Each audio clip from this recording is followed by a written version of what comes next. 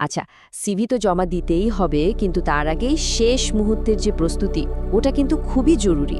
চলুন না, আজকে আমরা ঠিক সেই ফাইনাল টাচ আপগুলো নিয়েই কথা বলি, যেগুলো একটা সিভিকে একদম পারফেক্ট করে তোলে। সিভি আপডেট করা শেষ, তার মানেই কি কাজ শেষ? আসলেই কি ওটা পাঠানোর জন্য একদম রেডি? আমরা অনেকেই কিন্তু এটাই ভাবি যে ব্যাস কাজ শেষ, কিন্তু আসল পরীক্ষাটা তো ঠিক এর পরেই শুরু হয়। তো কি সেই ধাপগুলো, চলুন দেখে নেওয়া যাক। শুরুটা করতে হবে কিন্তু নিজেকে দিয়েই, মানে অন্য কাউকে দেখানোর আগে সবার প্রথমে নিজেকেই দেখতে হবে। একটা সিভিকে প্রফেশনাল লুক দেওয়ার জন্য ফার্স্ট এবং মোস্ট ইম্পর্ট্যান্ট স্টেপই হলো সেলফ রিভিউ, মানে নিজের কাজটা খুঁটিয়ে খুঁটিয়ে দেখা। ধরুন একটা ছোট্ট স্পেলিং মিস্টেক বা কোনো গ্রামারের ভুল, কিংবা ধরেন ডিজাইনটা এদিক ওদিক হয়ে আছে, একই কথা হয়তো দুইবার লিখে ফেলেছেন। এগুলোকে না আমাদের কাছে খুব ছোটোখাটো ভুল মনে হতে পারে, কিন্তু ভাবুন তো একজন রিক্রুটারের কাছে এটাই কিন্তু আপনার ফার্স্ট ইমপ্রেশন। তাই এই ব্যাপারগুলোতে একদম ছাড় দেওয়া যাবে না। এই যে দেখুন, পার্থক্যটা কিন্তু একদম পরিষ্কার।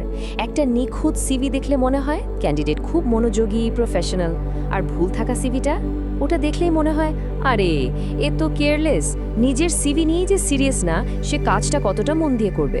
রিক্রুটাররা কিন্তু ঠিক এভাবেই চিন্তা করেন। একটা কথা আছে না, নিজের ভুল নিজে ধরা খুব কঠিন, ঠিক তাই একা একা রিভিউ করার পর তাই আরেকজনের চোখ দিয়ে দেখাটা খুব দরকারি, মানে একটা ফ্রেশ দৃষ্টিকোণ থেকে ফিডব্যাক নেওয়া।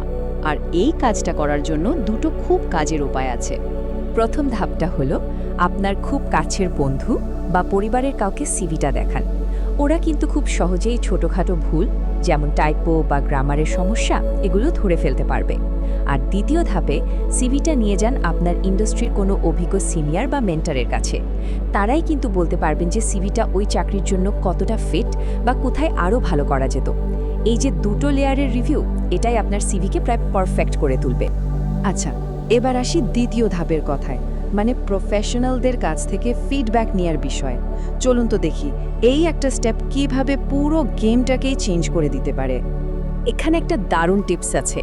ধরুন লিঙ্কডইনে আপনার ইন্ডাস্ট্রির কোনো এক্সপার্টকে সুন্দর করে একটা মেসেজ দিয়ে আপনার এক পাতার সিভিটা পাঠালেন। এটা কিন্তু শুধু সিভি রিভিউ করার জন্য একটা অনুরোধ না, এটা আসলে আপনার সিরিয়াসনেস, আপনার আগ্রহটাকেও প্রকাশ করে।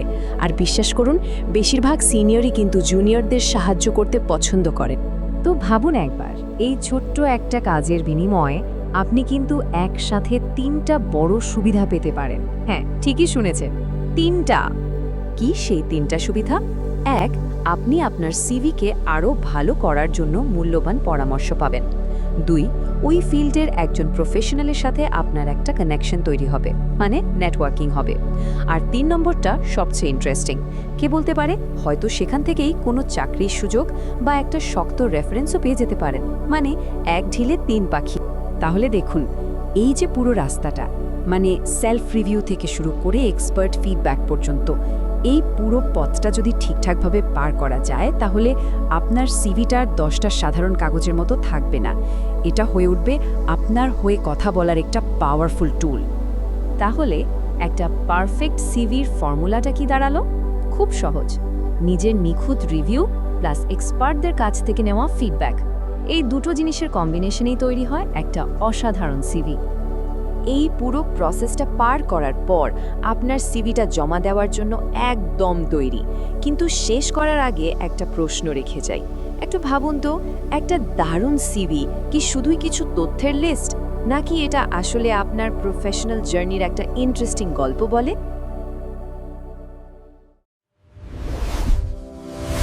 For CV writing service or LinkedIn profile optimization, knock us on WhatsApp